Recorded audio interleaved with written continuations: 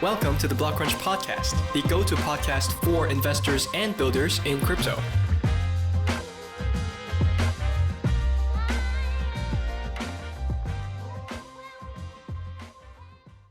And before we get started, just a reminder for you guys out there, the BlockCrunch podcast is intended for informational purposes only. Neither the host nor its guests are licensed financial advisors, and nothing discussed should be construed as financial advice. Views held by BlockCrunch's guests are their own, and sponsorship messages do not constitute financial advice or endorsement. With that out of the way, let's jump right in. Now, before we get started with today's episode, I've got some great news for you. Now, a lot of you have been asking for how I analyze projects that I bring on the show. That's why I decided to create BlockCrunch VIP to share with you all the heavy research that goes on behind the scenes. Now, every week or so, our team prepares an in-depth research memo with things like sector analysis, technical concepts made simple, in-depth competitor breakdown, and even interactive models, so you can learn about the most important projects before they become important. And our team is putting in hours every week scouring Discord, Twitter, forums, and blogs to help you get an edge in crypto and understand the latest projects and themes at the deepest levels that goes way beyond just an interview. Now, in addition, we'll also host exclusive AMAs with myself to answer any of your questions. So all of these are only available to BlockCrunch VIP subscribers. And the good news is that while our interviews will always be free, the VIP tier costs less than one coffee a day. So head on over to theblockcrunch.com/VIP or click the link in the show notes below to sign up.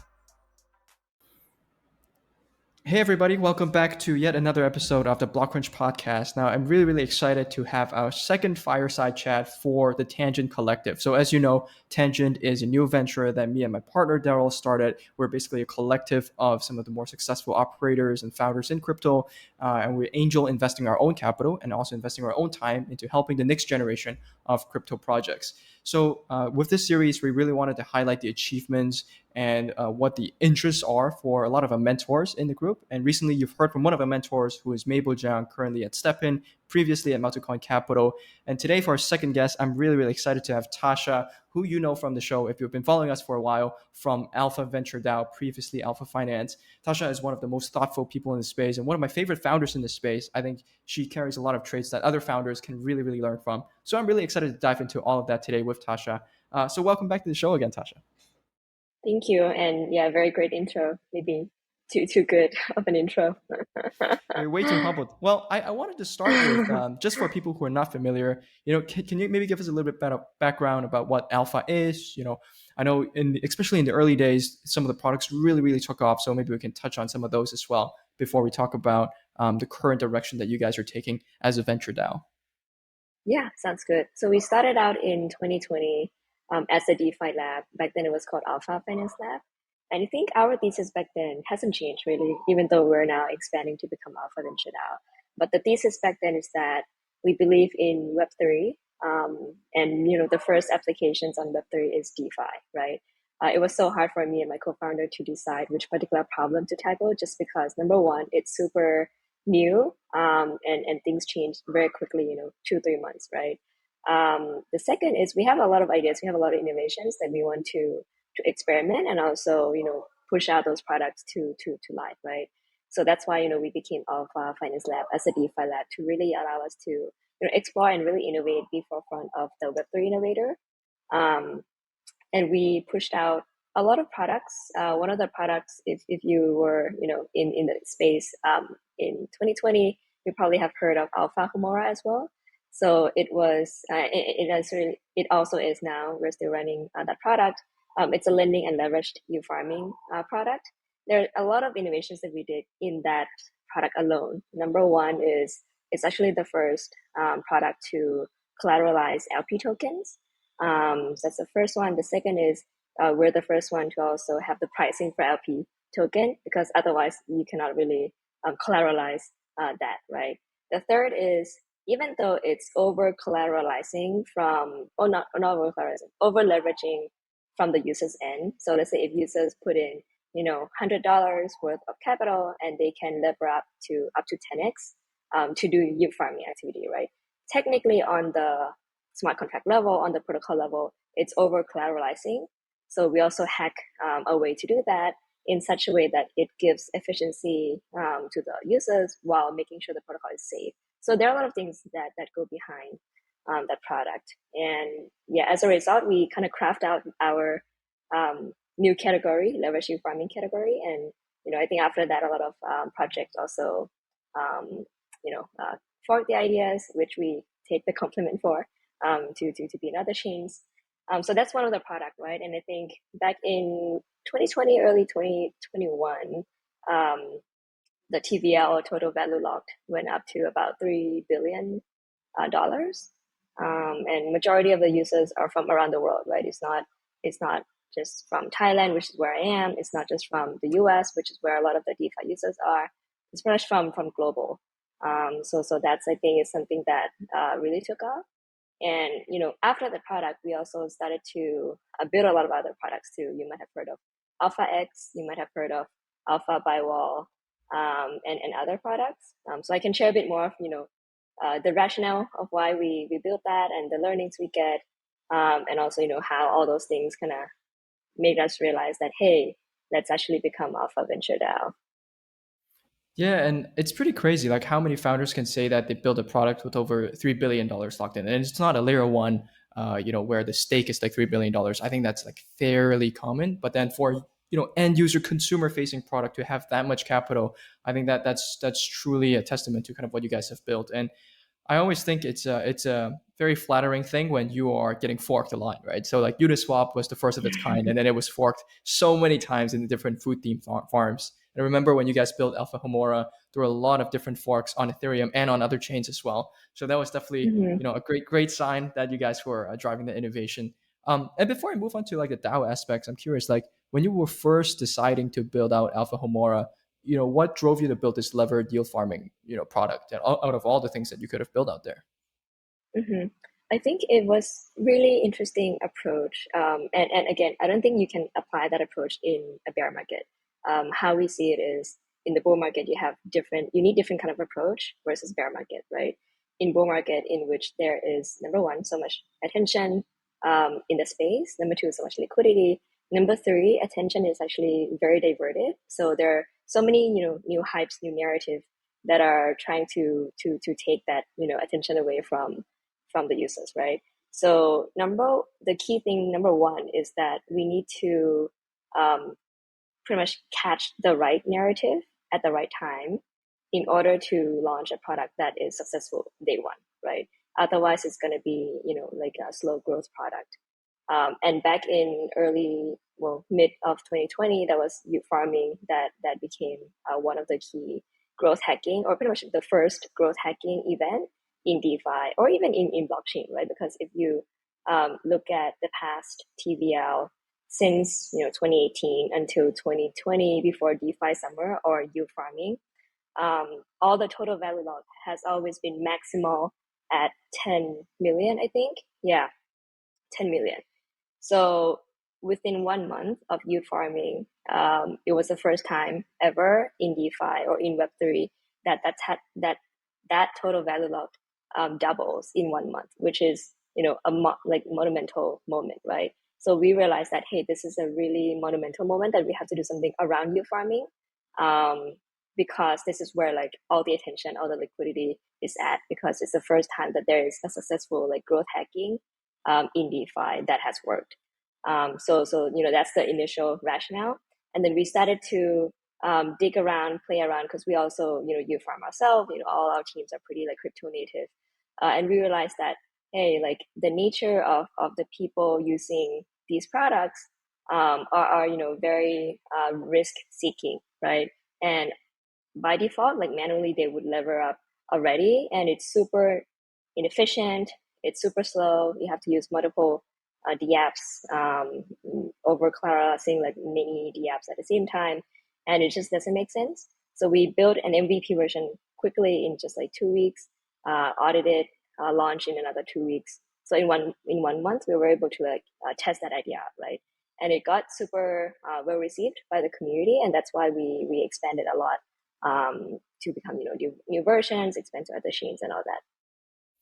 Yeah, and I think that's one thing that really stood out to me for you guys as a team is just how fast you executed. And I think you guys always had a very clear process, which I think a lot of teams in crypto can actually learn from. And I previously wrote this blog post about kind of how a lot of crypto projects are really just throwing stuff at the wall, and if it sticks, then it sticks. If it doesn't, then it doesn't. But there's no like process for experimentation and iteration. But you guys were very clear in terms of just researching market gaps, and that took a very short amount of time, and then quickly building that MVP, which took also a really short amount of time, and just going to market really really quickly.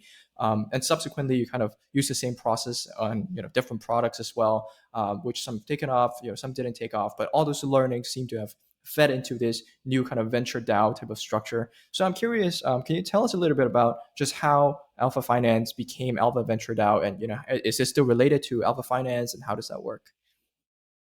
Yeah, so I would say what we did at Alpha Finance has, transitioned and expanded to become Alpha Venture DAO, right?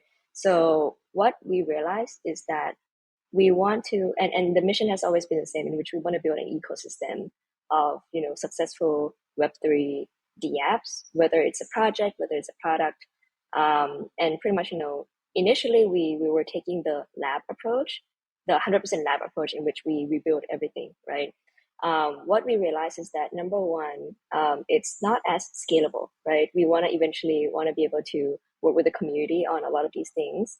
Number two is as the team scales, the process that you were talking about, the process to MVP, the process to rationalizing the product idea, also have to scale with the team too, right? And I think scaling the capability in the team is also another challenge to make sure that it grows as fast as how we want the product to be shipped, right? Which I think, I'm sure if you talk to every founder, I think training the team is one big challenge for sure, especially when the talent in crypto is super limited, right? Because it's such a new area. So I think with those rationales and the thesis that we have, kind of push us to explore beyond just building everything ourselves, and hence the lab part, to expand to become an incubator as well. So now we have two arms under Alpha Venture DAO, right? In which we build things, we continue to build things as a builder, but we also incubate a lot of projects, and working more with the community in incubation. So at the end of the day, I think Alpha Venture DAO becomes a Web3 venture builder and incubator. And I think that that alone stems from the fact that we really believe in Web3. And DeFi is only one part of Web3, right? Which we started from DeFi, and now we're expanding into other sectors. So I would say we're sector agnostic, but we have a thesis within each sector. Let's say within DeFi, we have a thesis of what kind of products we want to build, what kind of projects we want to incubate, and same for NFT sector, same for DAOs, tooling sector, same for games sector as well. So eventually, we wanna be that Web3 layer, and Web3 enabler for the new projects.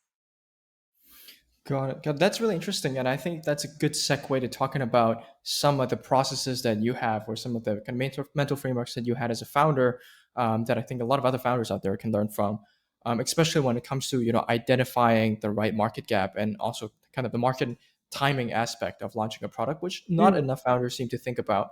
But first, just to zoom out a little bit, looking at DeFi right now, which was obviously the initial focus for Alpha. Now, after DeFi summer, a lot of the speculation has been washed out, and globally all the assets in crypto have fallen by 90% or so. And as a founder, how do you determine when to kind of chase a narrative, and when to kind of really pull back a bit? How do you identify sustainable trends? And I guess we can use that opportunity to also talk about where do you think DeFi is going in the long term? Was that kind of the one bull market we'll have, or do you foresee more adoption coming back? Yeah, a lot of good questions in that one question. Yeah. So I would say I have a lot of thoughts about this, because I think a lot of people try to put a framework in, for the questions that you have, but it's actually, you cannot really have a framework for it. You can have some Mm. variables that you track, and then you change your strategy based on those variables and how they change, right? So I think the variable number one is whether it's a bull market or bear market, because that changes everything. If it's bull market, like I was saying, there's so much attention, so much liquidity in the space. And hence, pretty much, if you launch anything, you will get adoption, whether it's adopted a little bit or adopted a lot, right? in the bear market, it's very different. I would say people are not chasing new narrative because people are scared. People tend to stick to what they think will work or what they think have worked already, as opposed to trying new things. So I think launching new narrative or like new type of products in bear market is not really strategic. So that's one variable, right, in terms of whether it's bull or bear. The second variable I would say is if it's in bull, right, and if you're a new project, you really have to catch the right narrative and build something around that. Even though it's a short-term narrative, right? Let's say youth farming. I think people know that it's not going to be like 10-year thing, right? It's one way to grow tech. But if you're a new project, that's going to be a way for you to be known in the space. And then after that, you can maybe pivot the product or even do a new product that creates sustainable value, for example.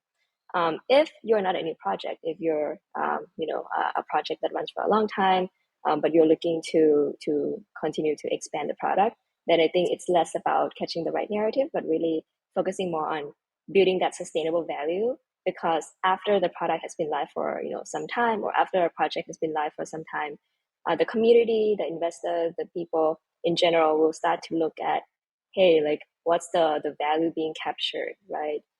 Sometimes it's the fee captured, sometimes it's the tokenomics itself that has to be adjusted to capture some value. So I think that's the second thing, like where are you in that project timeline?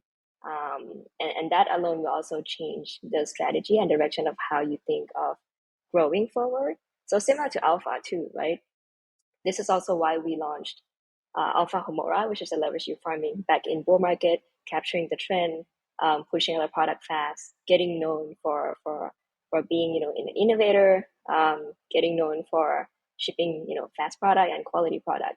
And now we're transitioning to a phase in which we're generating sustainable value through incubating, because we also have different tokenomics behind the scene that also capture the values from incubation as well. And then over time, people will realize that, oh, like this is a sustainable model. This is a project that they believe in because of the sustainable value capturing. So I think playing around with those variables and really developing more mental models of like what are other variables that founders have to think through, and not just like there's a product and let's launch. The timing and everything also matters. Yeah, and that's a really good segue to my question. So I think something that's really unique about crypto is that the pain points or the market gaps are usually very niche. It's like very severe pain points, but faced by maybe not that many people relative to bigger global problems. So I think one of my favorite frameworks for thinking about like Web2 startups is this framework of vitamins versus painkillers. So vitamins are startups that ask, wouldn't it be cool if we can do this and this? And usually it's pie in the sky type of idea. But the painkiller startups are, wouldn't it be nice if we don't have to wait in the rain for taxis all the time? And that was basically what Uber was trying to solve. So very frequent and very significant pain points faced by a lot of people. But when I apply that to crypto, it's almost flipped. So when I look at the most valuable protocols and companies, it's the vitamin startups. It's the startups that ask, wouldn't it be cool if we can recreate the whole internet in a decentralized setting? So we have all the layer ones instantly commanding $4-5 billion or $50 billion valuations. But then if you look at the painkiller startups, which are things like Homora, or maybe a slightly better version Uniswap, maybe an MEV resistant type of Uniswap, those projects tend to have a much shorter kind of half-life, right? They have a massive bump up in adoption, but then when the bull market subsides, maybe the pain points for crypto begin to evolve away from those. So I'm curious, as a founder, how do you balance between deciding solving an immediate but maybe small problem that might not last a long time versus really gunning for that 10-20 year vision that might be really pie in the sky? Hmm. Interesting question. I would say, kind of piggyback from my previous question, my answer though. One is because it's so new, like the whole space is so new. If you're a new project and you're betting on like a 2 year or like even like 3 year problem, um, I would say it's a bit trickier because number one, no one knows how 3 years is going to be. Investors also don't know, and as a result, they're more lukewarm to invest. They may invest for sure, which means that you may have to have really strong other aspects. For example, you may have to have a really like strong team, and like dynamic in the team. The core founding team is like god like level or something, right? Something that can compensate the investors that okay, it's worth betting on 3 year problem, or even 5 year, right? So that's one. The second is if you're a new project, I would say it's easier to be known from the short term problem for sure, and then after that you can pivot your strategy, and expand your project later on, right? And I think within the crypto startups or even crypto investors, everyone is used to pivoting just because of the how young the industry is, right? And I think once you're known, that's already a one big achievement because as I was saying, this attention is really diverted in this whole space. There are like so many new projects all the time, so many new talent and high quality talent flowing in, right? So how do you stand out among all of this? Because if you don't stand out, then you're just going to be one of the typical projects, and it's going to be really hard to break out into, from the typical projects to be like well known. So I think once you're well known, figure out a way to be well known, right? Once you're well known, then you can pivot your strategy to make it more sustainable or even tackle the longer term problem. So I think that's my take. I don't think that's going to be how it is now, though. So I think like what I was saying, like there's so many variables, and whether it's bull market or bear market is also a big variable as well.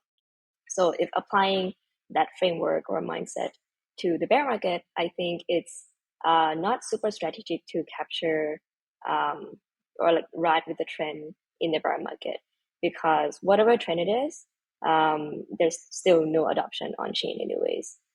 There's limited attention, there's limited liquidity on chain.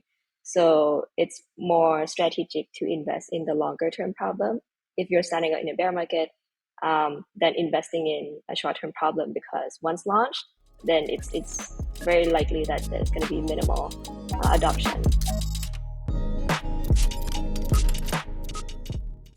Hey guys, I'm really excited to tell you more about one of my favorite products in crypto right now, DYDX. This is a team I've known since 2018, and they've built one of the best exchange venues out there that also happens to be decentralized and mobile friendly. Now listen until the end because there's an opportunity for savvy traders out there as well. And here are just a few reasons why I like DYDX over other exchanges. First, it's very liquid. It processes $2 to $3 billion every day in volume and has 35 perpetual swaps as of this recording, which means you can trade things like Ethereum, Bitcoin, Doge, Solana, and most of the most popular assets with up to 20x leverage in the venue today. Now second, it's also extremely cheap, and if you're down bad from the bear market, you don't have to worry about gas fees at all because there is no gas fee on Starkware Layer 2 where DYDX is built on. Now that brings me to my next point as well. It's incredibly fast. Unlike other layer 2 and high-speed dexes, you don't actually have to wait to withdraw your assets anymore. And as an additional point, by using Starkware, DYDX also provides user with increased security and privacy. And my personal favorite feature is the cross-margin feature, which means I can seed one account with USDC and trade across multiple markets from there without needing to start sub-accounts because I really hate managing so many different sub-accounts.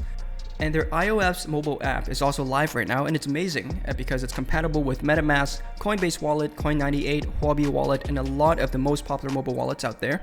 And it's available for people outside of the US or sanctioned countries today. And one last thing, one exciting opportunity is their competitions. The most recent tier in the $10,000 equity tier have won over $95,000 in rewards. And you can get started with as low as $500 in equity to compete for prizes. So if you're already trading, might as well get paid to do it.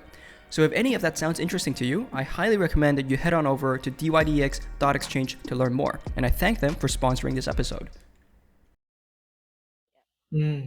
I see. That's really interesting. Kind of using market timing and bull markets as a way to catalyze your initial user onboarding. And I think your point about kind of Mm-hmm. finding something to help you stand out as a project also really echoes, I think, what Kyle Samani, who's also whose fund Multicoin Capital is also an investor in Alpha, what he talks about as the wedge. Right, so every project needs a wedge to basically drive themselves into the mindshare of the market before they can expand. And I think a really good example, other than Alpha, is also DYDX. who's actually a sponsor of the show. But I would have mentioned them even if they didn't sponsor me. But they basically started as an exchange and onboarded a lot of users as an exchange, and then now they're expanding vertically to a layer one. And you kind of see Mm. that with like 1inch as well. They tried with an aggregator first, and then expanding to a marketplace, which didn't really quite work out. But that seems to be the end goal for a lot of projects, which is find a small, specific, and sharp pain point to solve first, and then expand using that. Do you kind of find yourself thinking that way as well? And has that kind of driven a lot of your decisions at Alpha? Yeah, yeah, that's a good point you bring up because if you check out all the products we've done, all the projects we've incubated, they are all very specific, but really, I would say specific and clear of how they are going to go to market and capture that whole area. And then once they can capture that whole area and be known for that particular area, then it's going to be a lot easier to expand or pivot or expand their product offerings. So yeah, I think that's the rationale we always do. Yeah, I mean that approach always makes more sense to me than projects that are trying to boil the ocean, like just coming out and saying we're going to be the internet computer. Not to kind of name specific projects, but I think a lot of people know what projects I'm talking about. Um, but I think that's a really good way to talk about you as an incubator slash angel investor. So obviously you're involved with us as Tangent as an angel investor, and you're also incubating a lot of projects. So when you're picking the right products, like what are some key areas that really excite you right now in this bear market? Mm. So in my opinion, I'm gonna explain to different sectors, right? Just because alpha is like sector agnostic as well, and these are like some examples of the high level thesis that we have internally. So within DeFi, like in my opinion, and this is not just um, random opinion, right? It makes sense from what has happened in the last bull, what happened in in April and May with different scenarios that took place. So in my opinion, like a lot of the DeFi products that we're going to build and projects that we're going to incubate will focus a lot on insurance. Insurance alone doesn't mean getting insured, but it also includes hedging risks, risk management, um, and goes into how institutions manage their risk and provide solutions on chain to be able to do that better. So within that area, right? For example, there are a lot of institutions that have been using DeFi since the last bull market, right? And in my opinion, in order for the DeFi bull market to come back, it has to be institutions because retail have been burned a lot, whether it's through institutions or directly. So in order for institutions to come back, we have to have like a really good way for them to hedge their risk, not just hedging their positions, but for example, different institutions that I've talked to, they have a lot of pain points in having to, do their accounting or internal accounting policies. That's why they have to close their positions on a daily basis. So if there are like different tools, DeFi toolings that can, offload that thing for them, which they have to do anyways for their risk management, then that's one area that we're excited about. So that's within DeFi, right? I think within NFT, I would say it's less about um, the NFT project itself. I think there are two layers that we're excited about. One is the bridge between Web2 artists and Web3, because I think Web2 artists has always been, um, seeking for global liquidity, right? Like in typical art industry, it's really hard to get liquidity, and it's also really confined within a particular geographical area, right? And NFT is like the first monumental moment that is eye opening to Web2 artists. So I think if there is any toolings or products that really can onboard Web2 artists into Web3, that's the area that we're looking at. The second thing is for the NFTs that are on chain already, I think in the last bull market or even recently, people have been onboarded, right? And it's also another monumental moment in which it's the first time that we have non-DeFi people on chain, which is good. But then now, these people are questioning what can they do next with their NFTs, right? Apart from flipping. So I think that's why a lot of the NFT analytics, NFT infrastructure, NFT finance will come into play. So just driving different kind of usages of these NFTs, which we have as an industry, onboarded this whole massive number of people to the industry already, but now they're clueless of like what they can do next after being onboarded.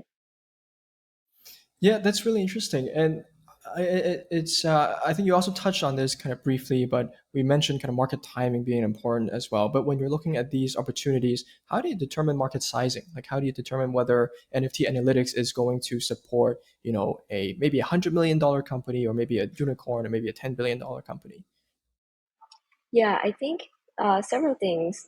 One is just expecting from the trajectory, right? Because in my opinion, what we had in the last, NFT bull run was more on like actual like Web3 arts, in which is not actual art. I would say so, not like Mona Lisa or anything like that, right? And if you look at the trend, a lot of artists are really interested. A lot of artist creators are trying to educate themselves in blockchain, in Web3, so that they can serve their NFT, or they can serve their Web2 artists. So given that alone, that means that there's just going to be a lot more NFTs, or artists coming into the space. When there's so much more data coming into the space, that means that you just need a lot better way to analyze different data, make use of those data into different actions. So I think there's a natural progression. That's one.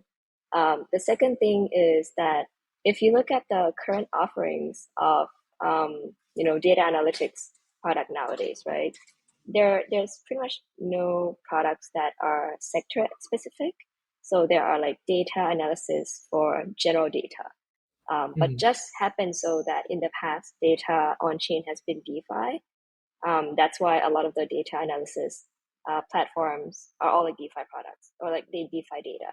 So I think there's like a niche there in which, hey, this is like a new sector of data that's coming on board to on chain, and there's no product offering that actually is built for that particular type of data. Yeah. Got it. That's interesting because I think recently, even at Tangent, we've spoken to a few companies that are building like aggregators or data platforms for NFT collections. And I think there's some interesting things happening, but I agree. I think most of the most popular platforms for data is like incredibly generalized right now, and there needs to be some sort Mm-hmm. of thematic focus. Um, and that's on one side of the spectrum. On the other side of the spectrum, we've seen companies that focus way too niche, so they only focus on like one type of NFTs, for instance. But who knows? Maybe that's the Mm, wedge they need in the market to expand to a general marketplace. Going back to your point about finding mm, that one thing that helps you stand out.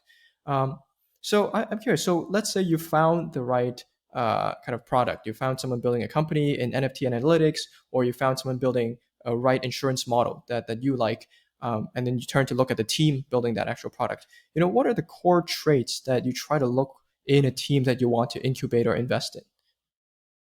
mm. I would say several things. Some of these things might sound like common sense, but I think some people also like overlook it, in especially in crypto.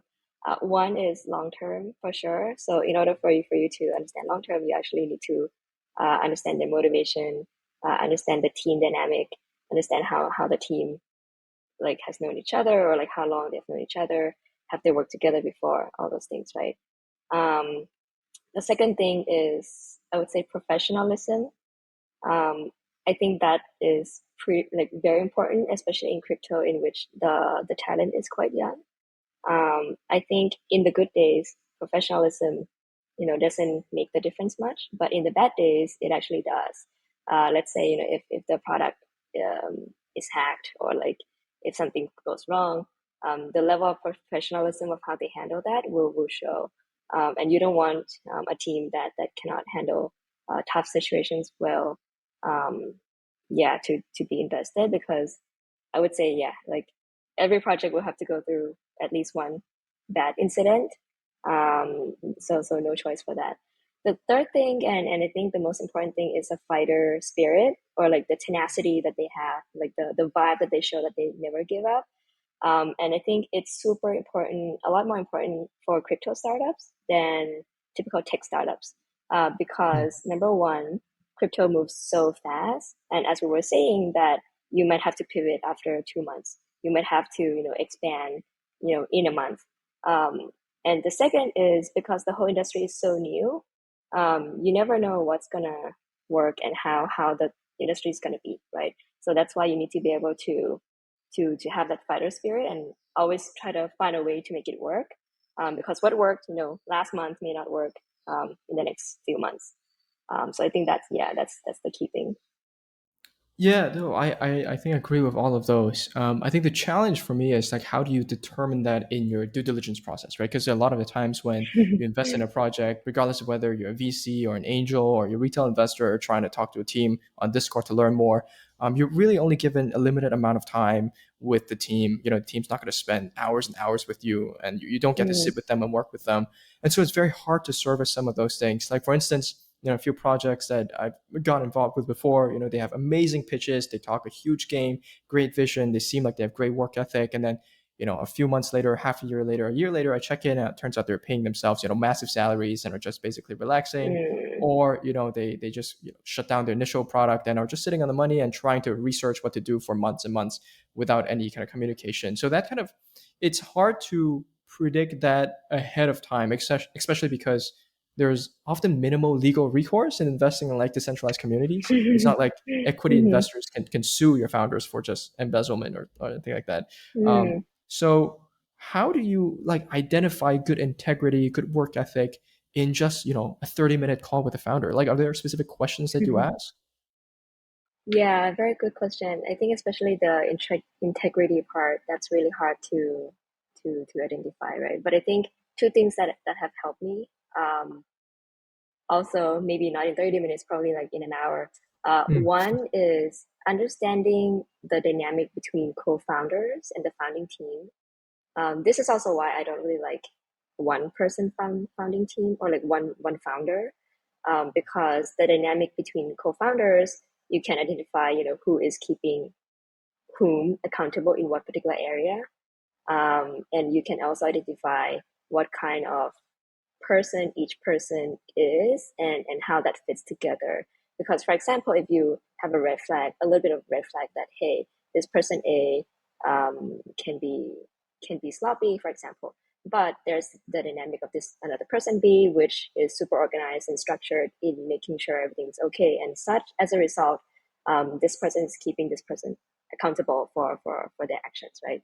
So I think that dynamic between co-founders is really, really important. Um, that's the first one.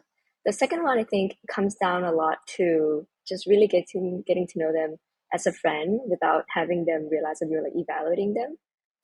So just really like understanding why they make different decisions in their life, right? Not related to work even.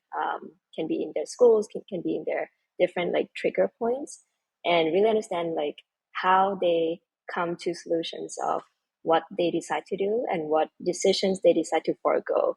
Because I think everything is about opportunities and opportunity costs, right? So by understanding what decisions they decide to forego, you can also kind of gauge the level of like integrity, morale as well. Yeah. That's a really, really great point. I remember there's a founder that Daryl and I spoke to recently doing a institutional data platform. We ended up passing a tangent, but I think really, really highly of the team. And I remember the founder was telling us that, I've foregone maybe 10, $20 million worth of a payout at his really prestigious institutional job and gave up all of that to build this startup from scratch. And that to me was an amazing sign that, okay, this guy is really serious about this. But going back to your first point, right? When you try to figure out co-founder dynamics, how do you figure that out on the call? Do you just try to see, who answers what questions, or how do you figure that out? Yeah, I think I would probably break it down into two, three ways of evaluating. The first way is I would try to ask various questions in like different areas and see who answer and see like if if I dig deeper into one particular area, is it still the same person answering, right? Because I think if it's not, then it would mean that hey, someone's holding a higher power card, and then that means that I have to evaluate that person a bit more than the other person because that's the person who will determine the type of the culture, the type of the dynamic within the co-founder. I think that's one way, right? The second way is try to also talk to each founder separately in different calls And then you will also be able to gauge if that particular person talks to you differently than when he or she was in a group setting, right? And I think that difference shows a lot.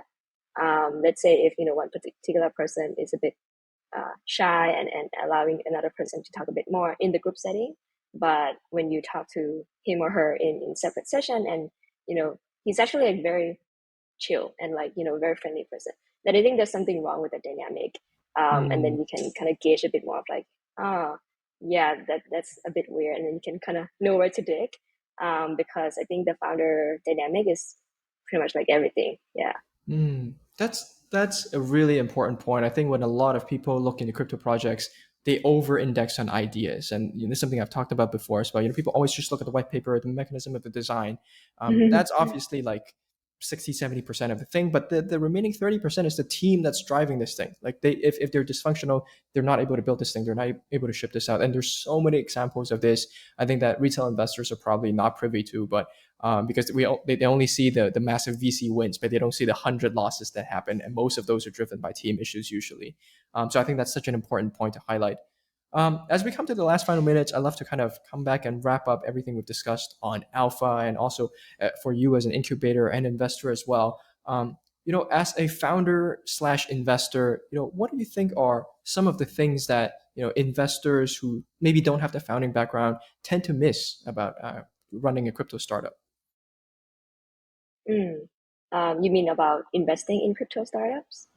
I guess just what are some of the things that they might not understand that crypto founders go through? From someone Got who's it. never run a crypto startup before. Mm, a lot. um, I can see there's a lot marinating in there. just trying to think to like come up with a few things. I think number one is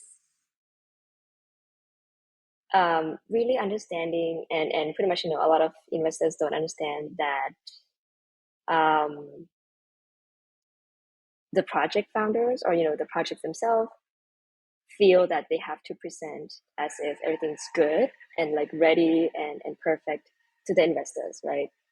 When reality, there's so many things they have to juggle because of the pivots, because of the expansion of the space, or the regulations that happen.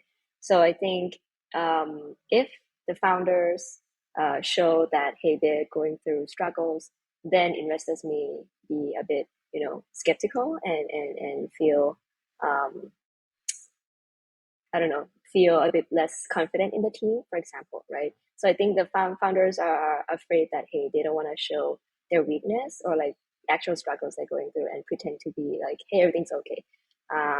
So I think that's number one. If investors understand that, hey, there's so many weaknesses, there's so many like struggles they have to go through, and can reassure the projects that no matter what struggles they're going through, the investors going to be on the side, and just helping, and not judging, or like not you know selling their investments, then I think that's a very big big thing for investors can do.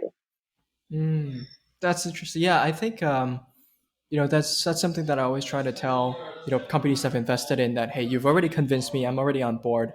You don't have to convince me on every catch up call. Just tell me what challenges you're facing, and we'll try to help. But I actually didn't really think of the fact that maybe they're worried that I'll sell their shares or sell their tokens to other funds, in exchanges. So that's definitely a really good point to highlight. Um, I'm sure there's a lot more that we can cover here, but I want to be cautious of your time as well. So Tasha, it's always great to have you on the show. And I think it's the first time we've actually gone to dive into how you think as a founder, and not just into the products that you're building or incubating. So this has been really interesting. So for people who want to maybe reach out to you for Alpha over Tangent or through whatever means, what are some of the best channels they can do that? Yeah, I would say Twitter is the best channel. The handle is Tascha, TASCHA underscore PANPAN. Yeah, so DM me, and then I'll get back to you.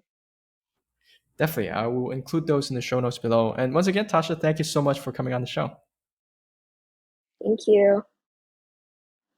All right, that's it for this week's episode of the Block Crunch podcast. So thank you so much for tuning in. If you enjoyed this episode, please make sure to subscribe on your favorite apps. And in case you didn't know, this interview is also available as a video on YouTube. And if you tag the Block Crunch on Twitter this week and tell us what you liked about this episode, I'll be sure to respond to you as well. Now, if you'd like to go even deeper, we have a VIP tier where every week or so, we write an in-depth research brief or investment memo on a project.